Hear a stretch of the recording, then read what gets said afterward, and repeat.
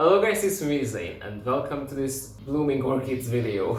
It's the end of the summertime and fall is already here and this is my favorite season. I mean the Indian summer, or I just wrote a whole essay about it in my community section. And this means that I'm going to show you everything, every orchid which was blooming in the summertime. But since we are looking forward into the future, we are just going through, we are fighting through everything.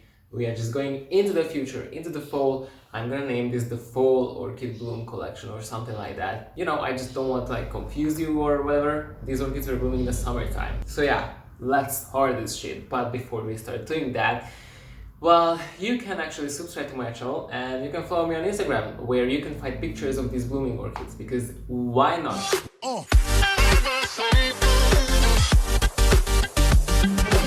Okay, so the first orchid which I'm gonna talk about is my Phalaenopsis hybrid. So this is this guy here. And I know you cannot see those blooms because it's pointing downwards. Well, it's a trait of this orchid. So this orchid is a Phalaenopsis. It's a hybrid Phalaenopsis, and I'm not sure about the idea of it. It is definitely a summer blooming species E hybrid because it always blooms in the summertime and it's not triggered by the colder temperatures in the autumn time, as these usual other Phalaenopsis orchids, which are these complex hybrids in these stores, do that. I actually like it because it's different from other Phalaenopsis orchids and it is always blooming for me with only a few flowers. When I was an orchid noob, I thought, oh my god, I'm such a bad orchid daddy. This only gives me 2 flowers every time. What should I do? Well, turns out it's normal, so yeah, I'm happy about that. And also, it's a little bit dehydrated because, stuff is happening and then I just don't water my orchids that often as I should have, even though it's summertime and they want to have water every day. Okay, that's a little bit too much, but still, they need a lot of water in the summertime. So this Phalaenopsis orchid, I actually like it because of the coloration of the flowers. If you look at these flowers from closer, you can see that the petals and the sepals have this pattern, yellowish background with this burgundy colored pattern on it. But what I really like about this is the lip. It has a different purpley pinky color, there is a gradient also, and it's not really wide. Actually, there's no fragrance to it because that would be just too much happiness for me. So nothing like that, but anyways, I like it. It's blooming for me regularly and it's a little bit dehydrated. Let's move on to the next orchid. I forgot to tell you that if you look at this beautiful scenery here besides me, you can see that these orchids are mostly wilting. Yeah, everything started to wilt at the same time, really. I have a few orchids which are not in bloom anymore. Well, okay, this Phalaenopsis orchid was started to bloom 3 months ago and it's still going strong, but it's a Phalaenopsis. I thought that is going to happen.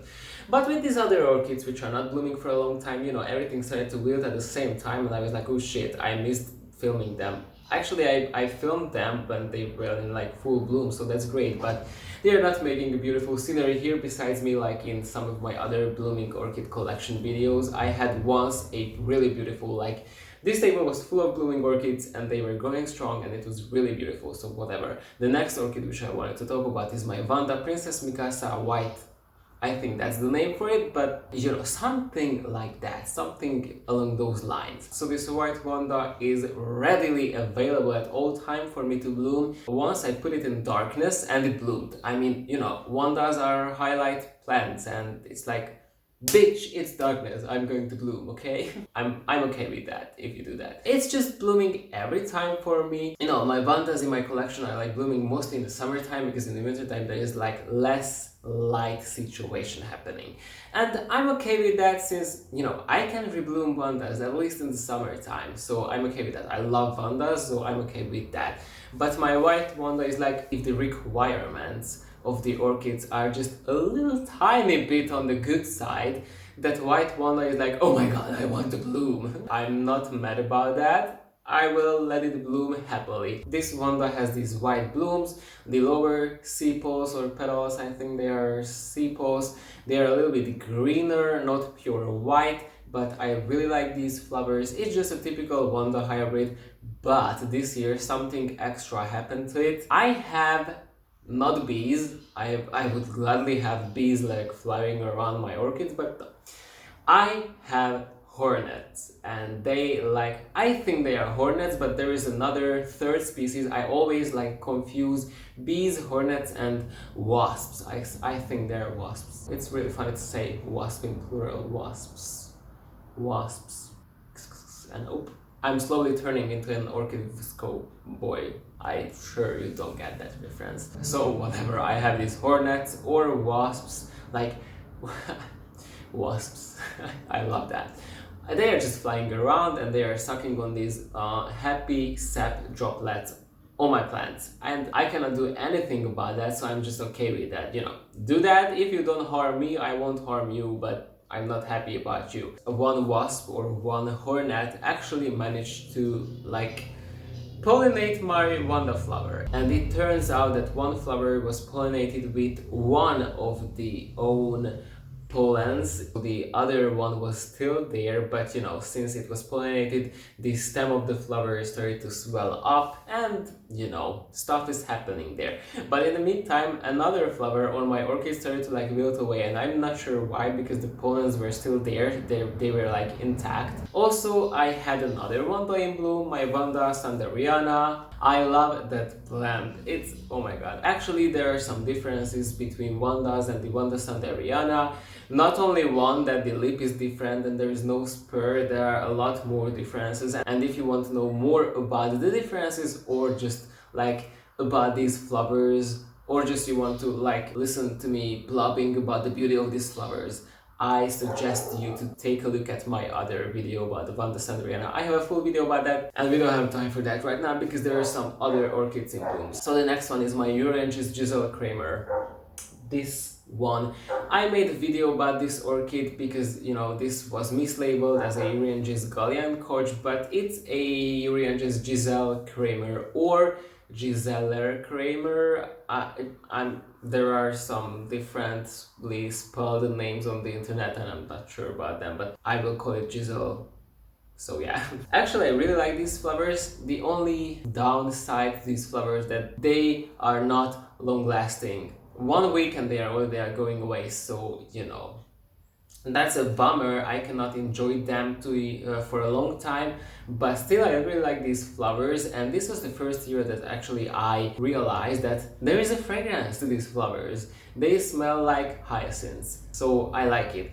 The smell is like not like super strong, but it's not so weak that you have to stick your nose into the flowers. I'm just keeping this on my windowsill, and this orchid is actually enclosed between the window and the sheer curtains, and you know, the fragrance was just building there up, and every time I opened the sheer curtains I just could feel the fragrance of this one. So you know, it's a fun fragrance to this orchid. And also two more things which I really like about these flowers: the throat inside parts of the flowers are just green. They are like really just green. But another part which is really fun about it, you know, this orchid has a longer spur. I would say it's like 4 centimeters. The end part is just completely strikingly bright orange, and I love that. I really like these flowers. It's a cute little orchid. It's not big, but it's definitely a messy orchid. I mean, just look at that.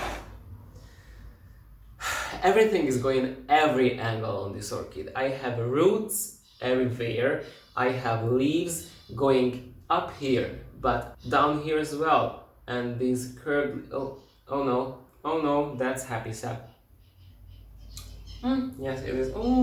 I like it. So actually this year my Euryangis Giselle Kramer wanted to like flower with 3 spikes, but these 3 spikes were not blooming at the same time. I had 2 spikes blooming at the same time and then 1. My next orchid is this big Kalia here. This is the Kalia which we saved together, and my back started to hurt so much, so I'm just gonna lean to the wall here. So we saved this Kalia together, and I'm just so excited about the evolution of this plant after the repot, after the saving. Right after we repotted it together, the root system was like, oh shit, it's fucking time to grow, bitch. It decided to like push out one new growth, and the growth was growing there and growing there. This orchid should have a setback, but no, the new growth was just growing, and it was growing bigger than the previous growths, and I was like, oh, where are you going? And when I saw that the new growth is just that big, I really started to hope for a flower spike. And you know, when we saved this Kalia together, there were some prematurely bud blasting things there. So I have been able to observe the buds, so I had an idea how these flowers should look like. And I'm not kidding, these orchid flowers were like a lot more tinier, like the half the size of these blooms, and the petals and the sepals were pure white. And the central part, the lip, was the only purplish pinkish part on these flowers. And this is only one plant in this pot. Not sure what happened here. The change is like really extra, because these flowers are really big, not white at all. There is like no logical reason for this orchid to bloom this differently, but it bloomed, so I'm not sure what happened. This is a completely different flower, but I'm not like mad about that, because I like these flowers more than those flowers which were these wilted old flowers on the plant. So yeah, this happened. I'm not sure how, I'm not sure why, but it happened. So yeah, we have a Kalia with these new blooms. Now the last orchid which I'm gonna talk about here is my Epidendrum radicans, blooming every year. I love that plant because, well, it's tall, I like that it's tall, but the blooming this year wasn't the greatest. It was like a verse pelargonium blooming, and I didn't get any secondary spikes. I might still get some secondary spikes because I'm seeing some nodes swelling up there, but I thought that the blooming is going to be better this year. But still, I like this plant. The redness of these blooms is just spectacular. It's pure red, not anything else. I just like this flower overall. I don't know what else should I say about this. I think I should do an Epidendrum care tip video. Now I have experience with them, so I could do that. My Oncidium Catherine Zoc is blooming right now, but since I sold it, it's not anymore with me. So hi Oncidium Catherine Zoc, I'm just here and I'm proud of you.